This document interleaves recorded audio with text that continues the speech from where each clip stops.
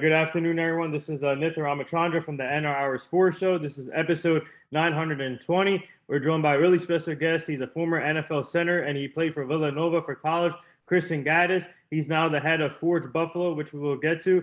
But we're going to talk about his career first. In my opinion, he had a great career. He played for the Buffalo Bills, Cleveland Browns, Indianapolis Colts, and then actually 3 stints with the Buffalo Bills. And we're going to get to all of that, we're live on Spreaker, iHeartRadio right now, and Spotify. So please tune in and subscribe. And first of all, Christian, I just want to say thank you for joining the show. It's truly an honor. And first of all, how are you and your family doing today?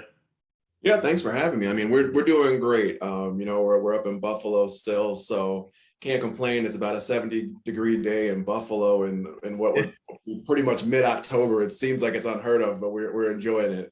Yeah, same thing here. I'm from Jersey, and it's 77 degrees here right now. It's crazy. But I want to ask you. Obviously, you grew up in Jacksonville, Florida, and what was it like growing up as a kid there? And when did you get interested in sports, especially football? And who was your biggest role model in that? Yeah, that's such a great question. So it's funny because actually I know some of the info online. I was born in Jacksonville, but I actually grew up in Miami. Oh, okay. So for me, my biggest sports influence, I think majorly would be like the Canes of the 90s.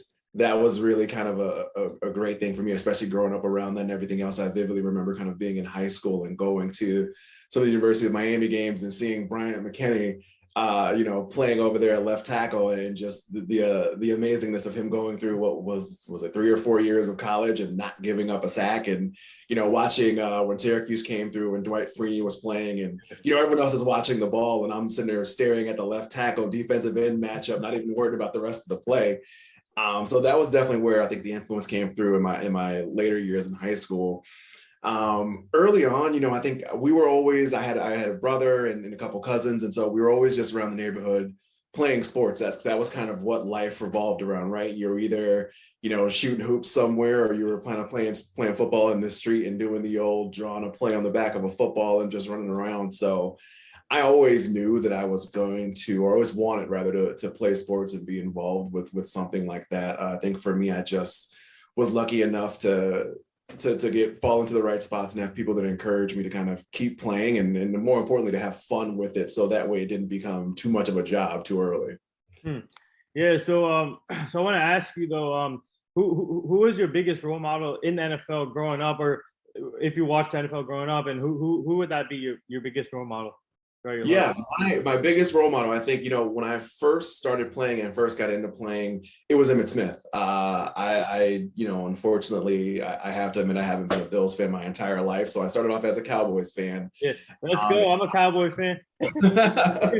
And so, I grew up watching them win Super Bowls against the Bills, and for me, it was Emmitt Smith. He was kind of the quintessential guy on that team for me. And it was funny because when I first started playing as a younger kid, going out for the Pop Warner team, they let you kind of try out for every position. Me being, a lineman and not knowing it at that point in time, I'm standing in the back of the running backs line, kind of practicing taking handoffs, thinking in my head that I'm going to be the next Emmitt Smith. And the coach comes up to me and he goes, "Hey, Christian, we're going to need you to move a little bit further forward. I think you're a little too big for running back." And so I'm like, okay, that's fine. I like Moose Johnson. He leads the way for Emmitt, and sometimes they let him touch the ball, so he'll get a couple goal line touchdowns. So I was like, okay, I can be Moose. And I'm like, all right, coach, fullback. And he's like, yeah, no, go a little bit further forward, like in front of the quarterback. You get to touch the ball every play and you'll play center. So that was kind of my early introduction into that. And then as I got older and I started to really play line a lot more, I started focusing on, oh my goodness, who was it? I mean, I kind of watched a lot of linemen. I was just a student of the game. And it was really, for me, watching the technique and understanding kind of the way the game was played, just changed it around for me later on. So I would say, my lineman role models, there were a bunch of them. It was kind of just a committee of guys who I would keep my eyes on. And like I said, while everyone else is kind of watching the ball go downfield, I'm watching the guys in the trenches and the work they're doing. Yeah, so I'm just curious. I want to ask you this because it's a rarity now, but some teams or some of the games, coaches love to put some wild plays in there and give offensive linemen the chance to score a touchdown.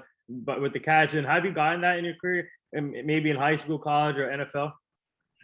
So I think the two. It's funny because actually, in high school, I went to a pretty small high school in Miami. So we ended up playing pretty much, offense, defense, special teams. And when I first went to Villanova, I actually got a scholarship as a defensive lineman. So there was one place, particularly my senior year, where I stripped the ball from a running back and took off down the sideline. And I think I made it about 60 yards downfield. And my best friend, who's still my best friend to this day, and we actually went to Villanova together, we're running down the sidelines next to each other. And it was going to be this really cool moment where, we're kind of high-fiving going to the end zone. And he kind of took his eyes off the quarterback, who was still trailing the play. And I got flipped down at about the 2. So no touchdowns in high school because of that. But I did recover a fumble in college on the goal line. And I ran about 7 yards towards the sideline just to go 2 yards into the end zone. But other than that, nothing that was specifically drawn up for me. I think coaches realized that my talent was kind of in blocking, and that they didn't really need to worry about splitting me out wide. Yeah. So speaking of, this is interesting. And obviously you went to Villanova for college, but what other offers did you get before choosing Villanova? And did the other schools offer you a scholarship where you can play defensive tackle and offensive lineman like Villanova did, or would they focus on only offensive line for you? And what was it like when Villanova gave you the scholarship to play either defensive tackle or offensive line? Yeah, it was. Recruiting was a very interesting time for me, and even my best friend that I was speaking about earlier. As I said, we went to a really small school in Miami, and so I ended up having a lot of schools tell me that they could tell that I was talented and that I was a good player, but they didn't know how good I was because they couldn't tell with the level of competition. And so, I ended up early on having a lot of interest from, the Miamis, the Florida States, and a lot of the local D1 schools, and even some from out of the state of Florida. But that all kind of fell off as, time off the scholarship came. I even actually had one school tell me that I was an inch too short as a 17-year-old senior to come in and play interior line for them, which was shocking for me at the time. I think in terms of other scholarships, I had Northern Illinois offered me, Grambling offered me, and a couple of other kind of smaller 1AA schools offered me. My initial plan was always to play defensive line. I think I just gravitated towards that a little bit more in high school. And so truthfully, the plan always, no matter where I went, was to play defensive line. And I don't know that, it might have been in the back of the coaching staff's mind at Villanova that I could play offensive line if needed, but they never mentioned that. It was, we're bringing you in as a defensive lineman, Christian, because that's what we think you can help the team eventually. For me though, once that scholarship from Villanova came, I was beyond grateful. It gave me an opportunity to go to school with my best friend from high school. Right. So that having that familiar person there and that comfort there, just one, was amazing to be able to live your dream with one of your best friends is something that's awesome. And plus it was just a sense of relief, going from a situation where a lot of schools were calling to where those numbers are limited. You kind of start to worry about, okay, what am I going to do? I know I can go and walk on and do those things, but I also feel like I've earned a scholarship in someone's program. So to be able to do it at Villanova, to get that level of education, which I'm still benefiting from today, and the opportunity to play great football, which was able to help me to kind of make it to the next level for the time that I was able to be there. It was a great opportunity, and it was a relief and a blessing to have it. Yeah. So speaking of the opportunity, and obviously this is the biggest choice of senior high school players of their lives, because it can change their careers and whatever they want to do. And for you, what was it feeling like when once you signed that letter of content with Villanova, and how relieved was it for you and your family, and getting and knowing where you're going and just focusing on football now? Yeah, I mean, it's so funny because I always think that of like the power of the decision that you put in the hands of someone who's 17 or 18 at the time, that can really shape their lives and change it, right? There have been a lot of great players that unfortunately the world has never heard of because, right, they were unlucky. Some part of success at every level, high school, college, and the pros, boils down to luck, being in the right place at the right time and having the right people around you to push you forward.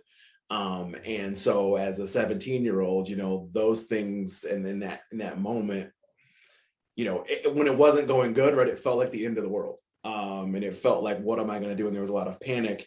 But I think it's also something that the game of football, just in all sports, right, teach you, is that at some point you're gonna have to throw the game plan out the window. The wheels may fall off, and you gotta manage your emotions and just be ready to take whatever's thrown at you. So yeah, it was definitely a huge sense of relief, and I'm happy that I had the people, the family, the friends, the coaches in my life that prepared me for that moment, whether they knew they were doing it or not, and even to guide me in that time too. Yeah. So, what was it like playing for Villanova? Obviously, a lot of tradition there. If you talk about football and even basketball with Jay Wright, holding down the fort there, and obviously part of Philly. You got the Sixers, Flyers, Eagles, Phillies. You go down the list. So, what was it like being part of the Philly fan base and obviously being part of Villanova history? Yeah, I mean, Philadelphia is a great sports town, right? There's a lot of rich history there. And so for me, just to be able to go there and to be able to experience a place with such great history, and obviously, coming from Miami, experiencing the Four Seasons and just being there in the college life and being able to soak all of that in, it was an amazing thing, sometimes in situations, because Villanova is a bit of a basketball school, it does put somewhat of a chip on your shoulder, right? As another sport athlete, as a football player, and you're like, wait, I'm in a basketball school. But then it also reminds you, right? You're here for a reason, and it motivates you. I think like a lot of things in life have the power to do. And so for me, just being able to be in that atmosphere in itself that didn't have this great sports town around it, it was truly great. And it's one of those things where I think in the moment, you don't realize it, but once you kind of stop and take a step back and look at it, you kind of see like this was something special. This was something great that I'm happy that I was able to have the opportunity to experience it. Yeah, so this is a two-part question. And what was it like playing in front of those fan base? And I'm sure the fan base is passionate there for football, Villanova football. And what was it like just to wear that blue, white jerseys? And the next part to this question, what would you tell players now that are looking for colleges? And what would you say to them about Villanova as a football program?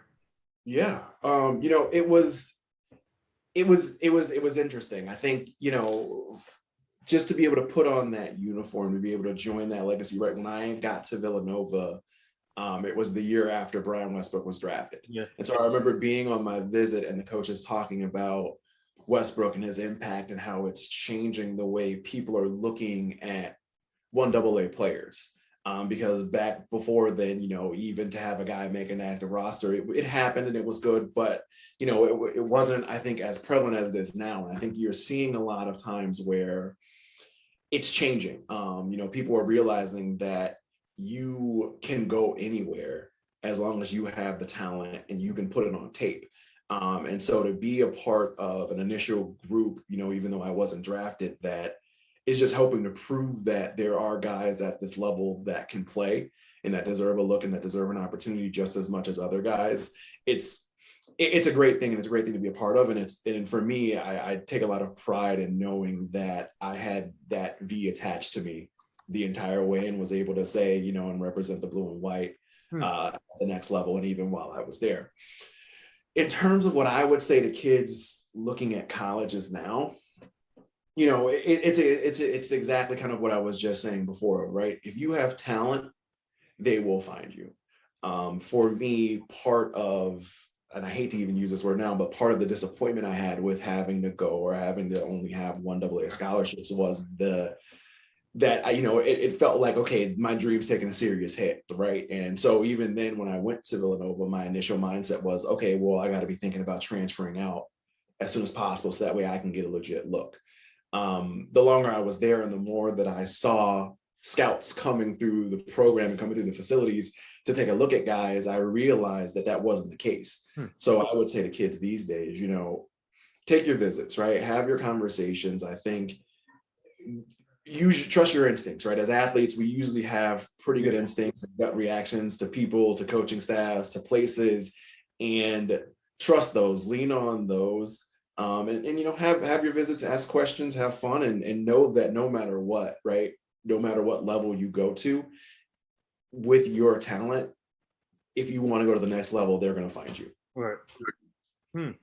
Yeah. So speaking of the draft experience, tell our fans about it, and how did your combine go? The NFL combine. Take us through that process, and also how tough is it not for you not getting drafted, waiting for your name to be called, waiting with your family too, and obviously you got the opportunity with the Buffalo Bills. But take us to tell our fans about the combine process first. Yeah. So I didn't do the combine. I ended up just doing the pro day at my school at Villanova. And I mean, it's similar to the combine process. It's just the difference is, right, is that it's not, you're doing it more of, I think, in a comfortable location. So I did mine at Villanova. I, left school a few months early, had already completed my degree, just for the record, but I left school a few months early, just to kind of at the tail end of a semester to make sure that I could train and properly do that with my agent in a facility that he had set up. And then when it was time for my pro day, I came back to school and I ran through all the, typical drills that they put guys through during the combine, and 40 time, L shuttle, cone drill, all those different lateral movement, things like that, just to check your stability. And then had a couple quick conversations, and I did a couple of individual workouts with the Browns and the Colts, two teams that actually ended up picking me up in the Ravens. And so, I had some interest leading up to that anyway, and kind of individual workouts just so that guys could get kind of an up close look at me. So, it's an interesting process kind of going through all of that, because as much as these teams want to tell you, right, that they have it down to a science, it's really not. Ultimately, right, it's, you're looking at a couple of key indicators, but, I mean, case in point, right, Tom Brady, the classic example of, if they knew exactly what they're doing, he wouldn't have fell as far as he did, or, even Ryan Leaf, right? They knew exactly what they were doing, he wouldn't have gone what he did. So it's not an exact science, and I think they're looking at the key indicators that make sense to them, and you just kind of train and show up and do the best for these drills that you can. In terms of being an undrafted free agent, that was a stressful day. I had already had the conversation with my agent, and he was like, Christian, you probably won't get drafted, and that was understood. We knew the path that I was going to take, and I was clear on it. So I was cool with it. I was fine. I went back home to Miami. And so day one of the draft, I actually was like, okay, I don't want to do anything. I don't want to see it on TV at all. So a couple of my friends and I went down to Key West. I think we watched the first overall pick that year, and then literally the TV was off and we were on a beach somewhere and we just spent the day there. I knew that my big day would be the last day. And so I made sure that I was just home for the last day of the draft and kind of just around family. And, I was super relaxed until I think the draft opened up, right? It would have opened up. That was a Sunday. That was back when they did it on Sunday at the last day. So it would have opened up at like noon. And at like 11:53, Tony Spagnuolo, the Cowboys offensive line coach, then called me. And so in my head, I'm starting to freak out because I was a Cowboys fan still. And I was like, oh man, it's happening, and he's like, hey, Christian, we like you. You're on our board. We have some picks in the later round, so we might be taking you in a late round. Like, just wanted to let you know you're on our radar. We like you, and so I go from being kind of like loose and not expecting anything to boom, fireworks before the thing even kicks off. And then, a couple of the teams called, I think the Chiefs, the Ravens, like just called to check in to see, and, kind of give me something similar, let me know, I'm on their radar and they have some late round picks, and they'd let me know. And so, my agent was like, and anytime someone calls you, you tell them who else has called you. You let them know, okay, cool, these people called me too, just to create a little buzz. And so I was doing what he was telling me and, letting them know and everything, and, nothing. And so every time a Cowboys pick came up, I got a little bit more nervous. Every time we got within like 2 or 3 picks, I'm like, is it now? Is it going to happen? But we go through it, and, they make their picks, and I'm not one of them. And so we get to kind of they make their last pick in the 7th round. And I think there's maybe 6 or 7 picks left, and my phone rings, and it's a 716 area code, which I had no clue what it was at that point in time. And it was Bobby April, the special teams coach for the Bills. And he said, hey, Christian, we like you. We don't have any picks left. We can't make this official until the draft is over.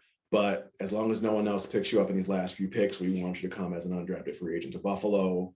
I said yes, I think before he even finished his sentence, and told him I could be on a flight within the next 15 minutes if I had to. He told me I didn't need to rush that long, but that, that they would call me afterwards to make everything official and reach out to my agent. And so, I at that point, I think I had gotten so nervous with the Cowboys fix that I'd actually I was upstairs in my childhood bedroom, just kind of wanted to be away from everybody when the call came in. And so, after that call, I hung up and I went downstairs, and I just remember, like, I said to my mom, like, we're going to Buffalo, and everyone starts jumping up and down, and we're hugging and we're cheering.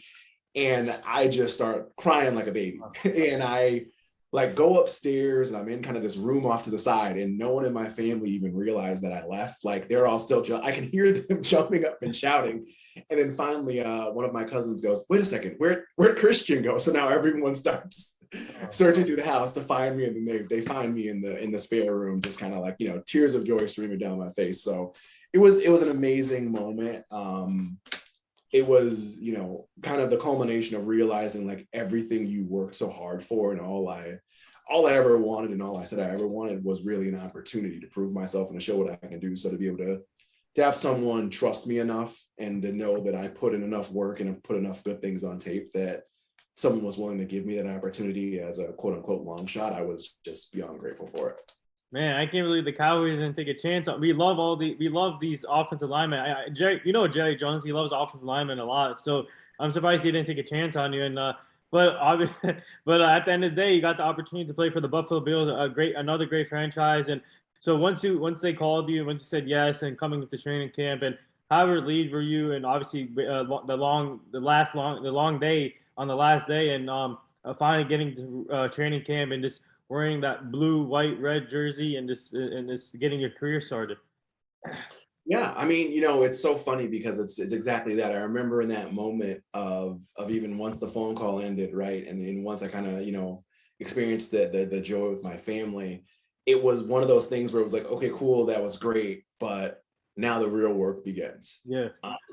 Because you realize, okay, getting the opportunity is what we asked for. Now we have to show up for it, and we have to really perform. So yeah, I mean, showing up for that first day of minicamp, going through OTAs, going through, all the off-season workouts, the second minicamp, and just kind of seeing the speed of everything, and getting a chance to acclimate myself to the NFL, and then coming in for training camp. It's surreal, right? Because when you're in college, I think training camp is a brutal thing, for lack of a better word, right? It's rough, it's rugged days. No one's really there watching. It's just a lot of work. And it's the same in the NFL, but I think there's a bit more showmanship to it, right? You have fans that come out every day. You have kind of different periods and things to do. You interact with them on a lot more often. And so, there's a lot of work that goes into it, but then there's also another mental component of it, of realizing and understanding, yes, I've treated this like a job up until this point, but now it really is. Right. And there are other things that are expected of me because that's the case.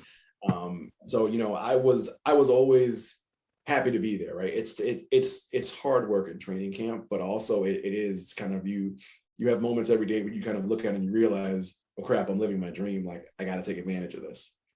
Yeah, so speaking of your rookie year coming in, obviously you got to play with players like Trent Edwards. You got to block for beast mode, Marshawn Lynch, one of the GOATs in my opinion. And what was that like, just playing with those type of players? And the Bills are always known for their defense, and you got to play with Dante Whitner, in my opinion, one of the best defensive backs to ever play the game. And for you, what was that like, going there for your rookie season, seeing players like that? Yeah, I mean, it was interesting, right? Because so Trent and Marshawn, we were all a part of the same draft class, so we came in at the same time. Yeah.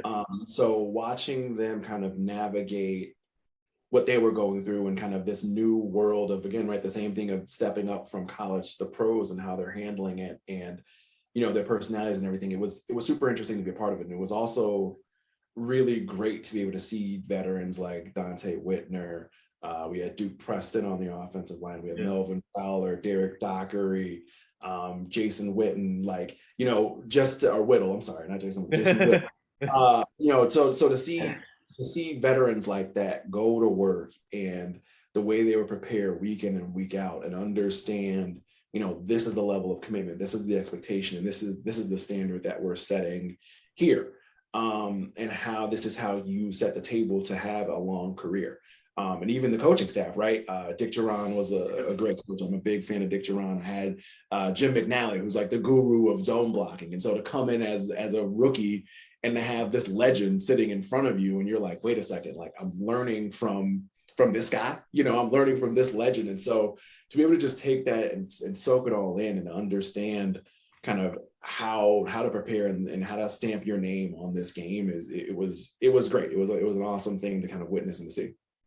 Yeah. So for you, was it obviously you got to play with other teams like the Colts, and you got to play with the also the Cleveland Browns. But for you, was it tough leaving the Bills at first and the team that gave you the chance to come in as an undrafted free agent? But was it tough leaving that team? And NFL is a business, but you got to experience different locker rooms and different cultures too throughout your career. Yeah. I mean, I to this day say that leaving Buffalo that at first time was the hardest decision I had to make. I came in as an undrafted free agent, was on the practice squad for half of that first season, and then got moved up to active roster. And at the end of that following training camp, they wanted to put me back on the practice squad. It was a numbers thing. It was an IR thing with some guys and everything else. And there wasn't a clear indication of what that meant for me for the full season. And my agent told me that he thinks there's a better opportunity for me in Cleveland and suggested that I take it. And I followed his advice. It was not an easy decision, one that I look back onto the day sometimes and I'm like, I wonder what would have been had I stayed the entire time. But, I think it also gave me the opportunity to learn. I still will always say, right, Buffalo was my favorite stop. And it's not just because it was the first one or the one that I had the most time at, right? There was something different about each of those buildings. Not good, not bad, just different. And for me, what I found and what I had to learn from going other places was just that, life got it right for me on the first stop. And Buffalo, always felt like home, even when I was in Cleveland or Indianapolis for me. Yeah. So speaking of that, obviously you played in a different league too. This is interesting. Tell our fans, you got to play with the New York Senators, and if no one knows about that league, tell everyone about that league. And what was that experience like for you? Yeah, that was different. That was definitely, it was the USFL, I believe is what they were branded as. I can't remember what the full league title was, but it was an interesting take of trying to kind of give guys a shot to almost set up even, an alternate league. And it was, there were 4 teams. And it was funny because it was like 2 East Coast teams and 2 West Coast teams, but both teams were still based out of the same location. So like the 2 West Coast teams, I think, were based out of Arizona, and the 2 East Coast teams were based in Orlando. So even though I was on the New York Sentinels, I spent all of my time in Orlando at some facilities down there, kind of practicing and playing. And I want to say I was down there for a couple of weeks, and maybe it was three at the most.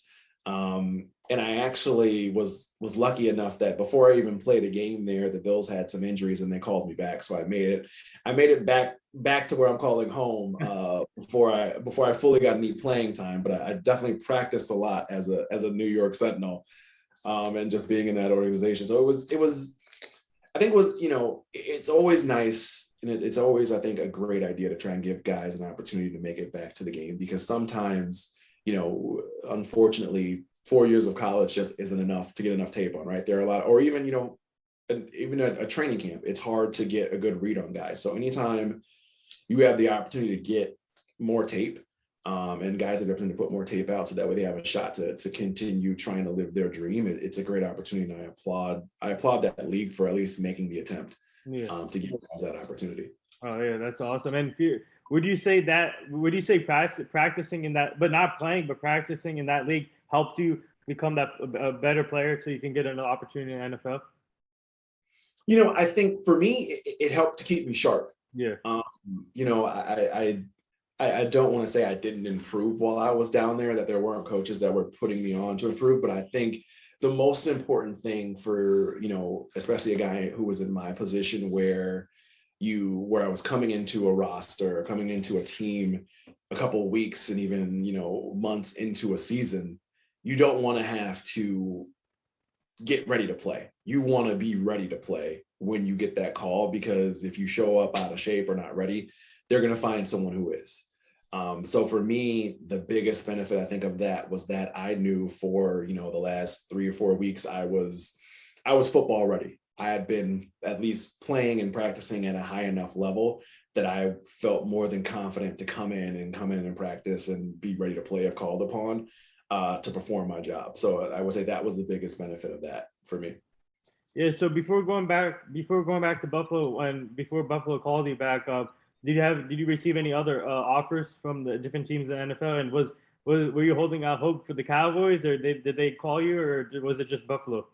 For me at that point, I wasn't a Cowboys fan anymore. I stopped being a Cowboys fan. So the Bills played the Cowboys in the Monday night game my rookie year. And it was great for the first 3 quarters for the Bills. We came out, George Wilson intercepted Tony Romo like twice in the first half. I think he returned at least one of them for a touchdown. My buddy T McGee, I'm pretty sure he had a pick or a kickoff return in that game. Like we were rolling on all cylinders. And then I don't know what happened between the third and fourth quarter, but the wheels fell off. The Cowboys came back, I think recovered an onside kick, and then kicked like a field goal at the end of regulation to win the game. And that was my first Cowboys game ever.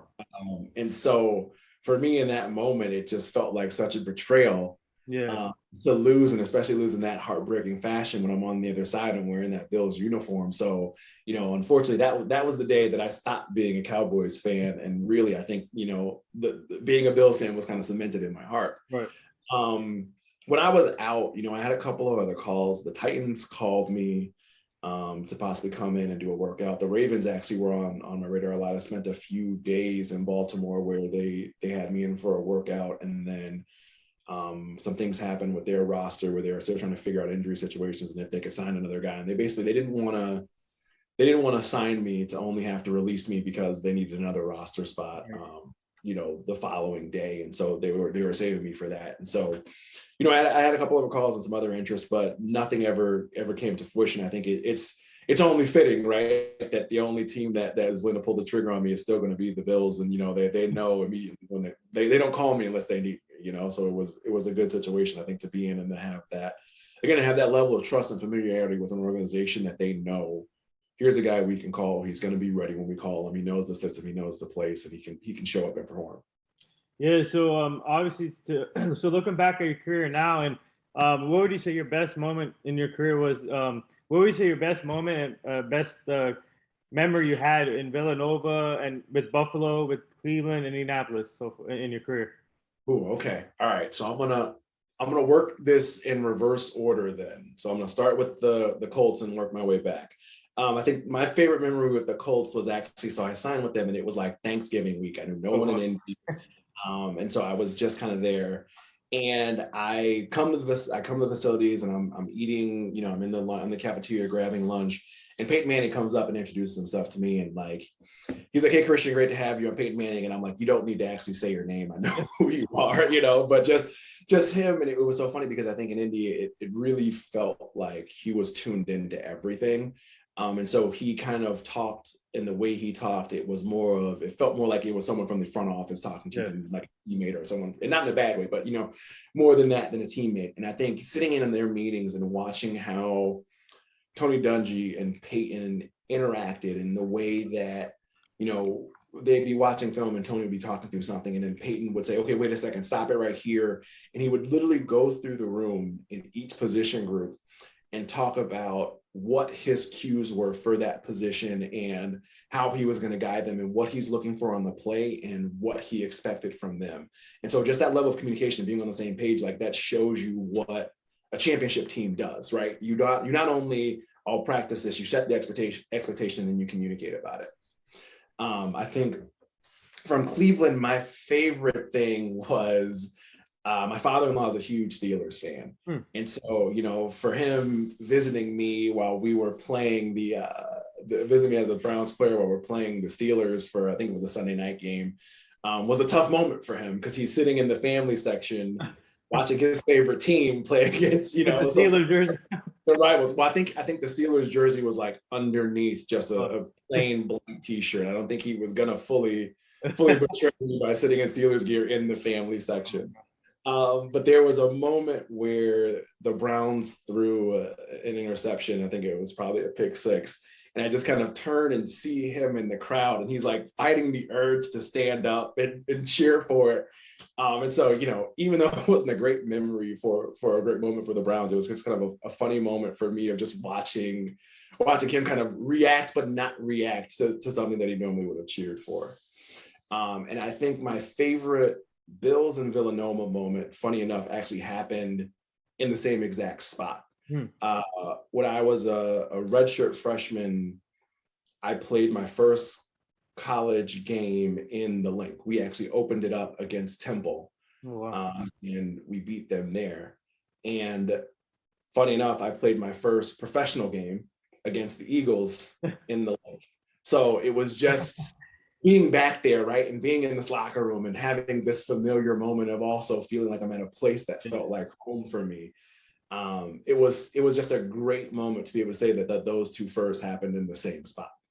Oh, that's amazing. That's an awesome right. That's an awesome moment right there. And speaking of the Colts, real quick, obviously you got to play with Peyton Manning, Hall of Famer now. Congrats to him. And you also got to block for Joseph Adai, a great running back, and you got to play with Justin Forsett. By the way, today's his birthday, so happy birthday, Justin Forsett. And so I had Gary. You got the defense. You got to play with Dwight Freeney. We had Gary Bracker on the show too, and he was awesome to talk to. And you got to play.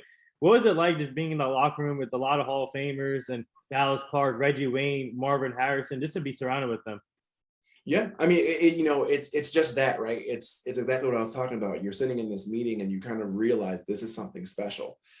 Because Indy was my third or fourth stop, I realized that this doesn't happen everywhere, right? Quarterbacks, even established quarterbacks who have been around in the league, won't necessarily stop a head coach mid-meeting to talk through what he's looking through on the play, right? But having an organization, having a leader like Tony Dungy, who's going to say, yeah, I can put myself aside and let someone tell me to just work the clicker and you'll run the meeting. It shows you, right? It shows you what leadership means. It shows you, again, when you're taking in and watching how these Hall of Famers prepare, what they do, how they set the table for what they're going to do each and every week. It's, you can't help but just want to just sit back and take notes of just everything they're doing. For me, especially seeing Jeff Saturday, he was one of those guys as a center that I keyed on early. And so, if I wasn't watching specific game films of opponents, I was watching his game film just to check his technique to see, okay, what's he doing that I can do? What's a little thing that he has in his game that maybe I can see if it translates to my game. So that way I'm at the top, and so just seeing that and being able to see it close up and in person, it's I think what makes football so special, right, is that you have these great, and really sports in general, you have these great opportunities as younger players often to interact with these Hall of Famers, with these legends, and they just kind of observe. And then the goal is, right, hopefully someday you're in that position and you're passing it down to the next generation. Yeah. So now going forward from your career, what's it like being still involved with the game, and especially with the Buffalo Bills? You're a part of Forge Buffalo, and explain to our fans what's that been like for you, and obviously seeing the growth, seeing the ups and downs with the Bills from the other side, and now you see how talented they are. They're beasts. The Sean McDermott turned around this franchise in a heartbeat. Heck of a coach. So for you, what's it like working with that franchise in a different direction now? Yeah, I mean, for me, after I retired, it was wild. It's been a bit of a journey from, retiring and kind of figuring out what I was going to do with my career to now, right, heading up 43 North's Forge Buffalo initiative. And just to touch on that, because that's super important to me. And for those of you that don't know, right, 43 North is an accelerator in Buffalo that's on a mission to attract and retain high growth startups here. We actually have an annual competition every year where we give away $5 million to 8 companies, 8 startups, based on the condition that they move to Buffalo. So, anyone who's going to be in Buffalo on October 28th, we're going to be at Shea's Performing Arts Center, and we'll be we'll be there, and we'll be welcoming 8 companies to the 43 North family.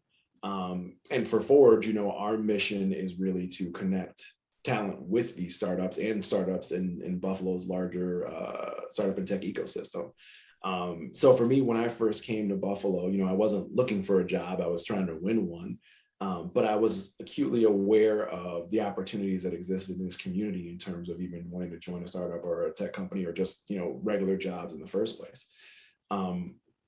And so to see the city's evolution from then till now, and kind of the number of companies and the number of opportunities that we have, and to know that what I'm doing is putting a stamp on that, it fills me with a lot of pride, just because, for me, Buffalo has a special place in my heart, right. And it allowed me to have so many opportunities. So to feel like I'm giving back to the city that gave so much to me, it's an awesome thing. And it's funny because I feel like the city kind of is mirroring just what the Bills are doing, right? You see them, and what Coach McDermott has done with this team is nothing short of amazing. He's built a culture. And like I said about the other great coaches, right? He set the expectation of what's supposed to happen with the team, how they're supposed to carry themselves, who they're supposed to be. Obviously, a superstar quarterback like Josh Allen doesn't hurt, but he's put talent around them. And I think, I've always been a firm believer that talent means nothing if you don't have the right attitude. And I think you can see that the character of the people he brings in, and the way he shapes guys and molds them, that's first and foremost on their mind.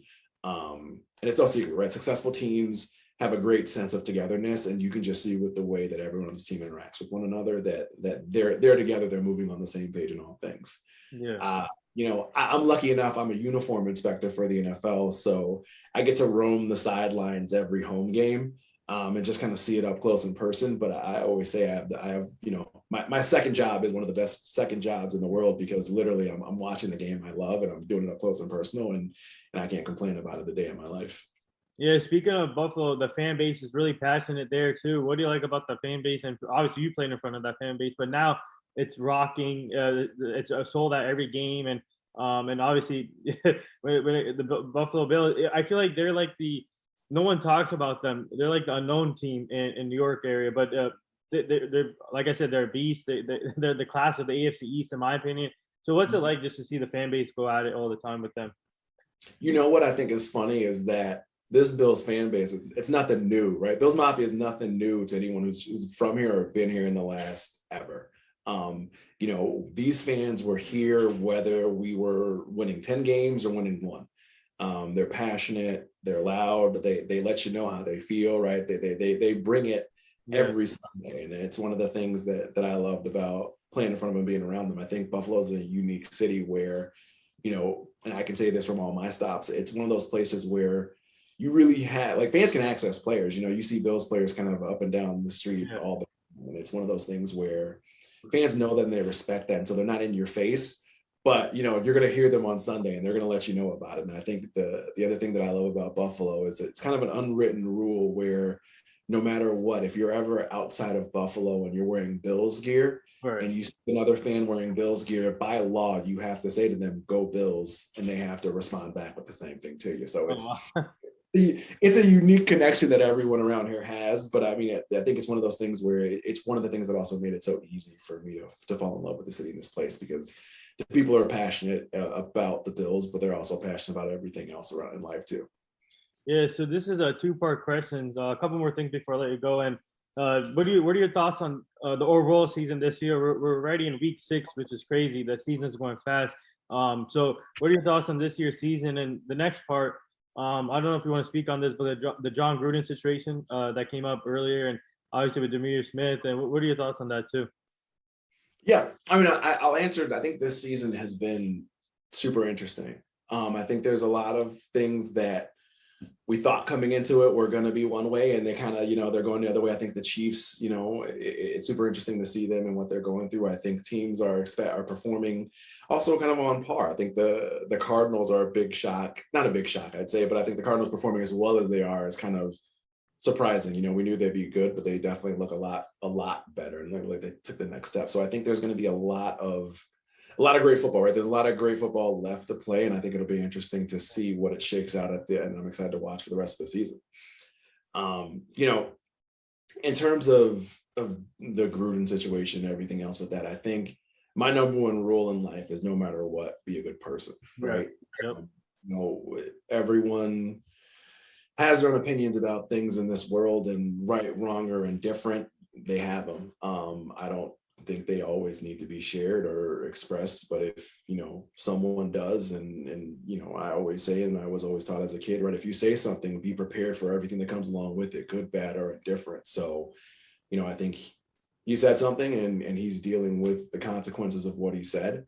I think, at the end of the day, there's no room in anything, and especially not in this game, for racism or any type of bigotry or hatred or anything like that, because ultimately that's not what we're here for. The NFL is a family. It's an organization that I think, is doing the right thing and taking a step in the right direction.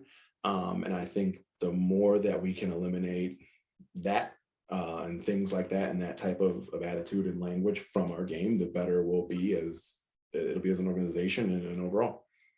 Yeah. So I know you're part of the Bills, but I got to ask you about my Cowboys real quick, because do you think they're for real? Because if they're playing great in all cylinders, their defense has improved, then obviously the offense is lethal.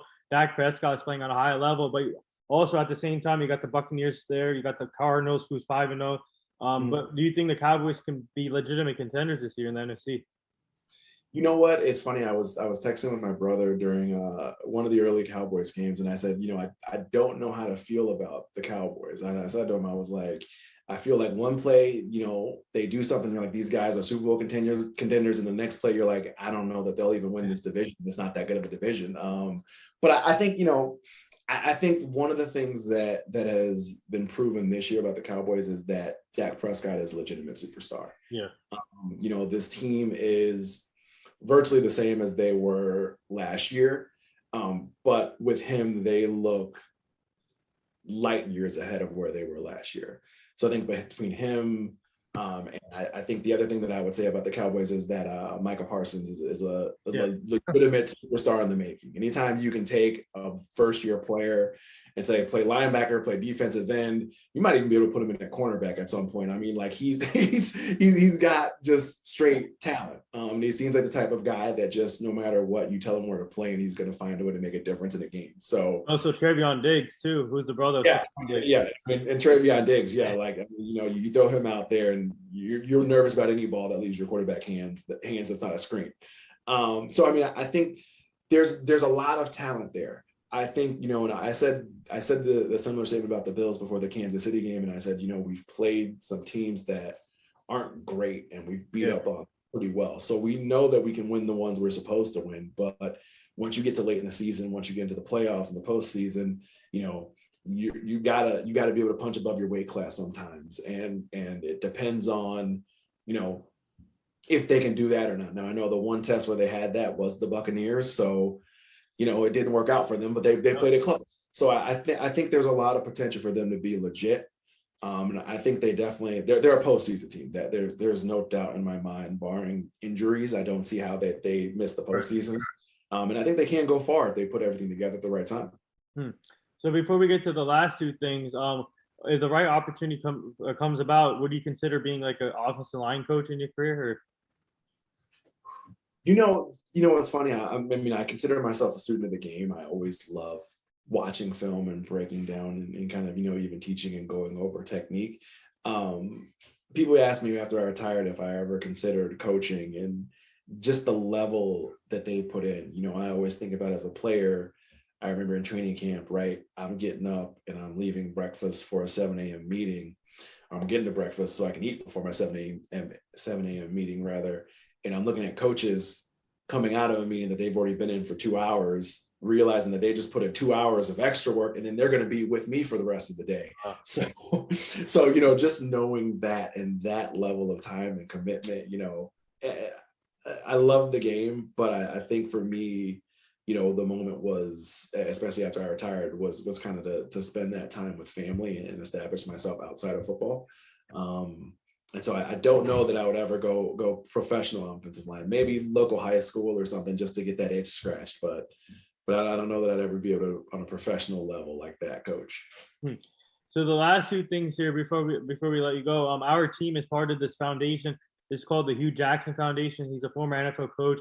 He's now the offensive coordinator at Tennessee State with Eddie George, and we're trying to help him prevent human trafficking, making sure the community stays safe, the kids stay safe, and it's still horrible out there. And so we're trying to help stop human trafficking. So we'll send you the foundation so you can go check it out. Yeah, please do. And the last thing here, would you like to say anything to all the nurses, doctors, and all the essential workers right now?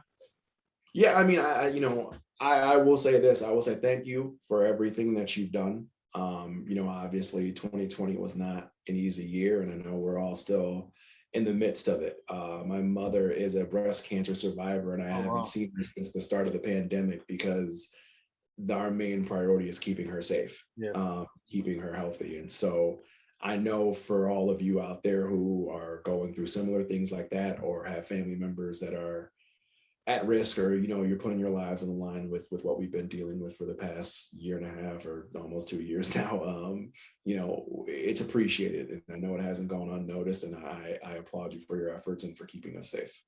That's amazing. Your mom is feeling better now, healthy? Yes, she is. She's in remission. She is healthy and staying safe. But obviously, my family and everyone, we're taking every precaution we can, because we know how serious this is, and we know that there's some people who aren't lucky enough, like the frontline workers, who have to risk it. But they're doing a great job of keeping us safe, and so it's greatly appreciated. Well, yeah. So there it is. That wraps up episode 920 with former Villanova NFL center Kristen Gaddis. Go follow him on all social media formats. He's now the head of Forge Buffalo. Go check that out too. They're doing an amazing job. And also, he has an event coming up October 28th. So go check that out too. I just want to say thank you for joining the show, Kristen. It's truly an honor, and we would like to have you back on the show at some point down the line so you can meet the full team. But keep up the great work, and thank you again. Yeah, no problem. Thanks so much for having me. Yeah, no problem.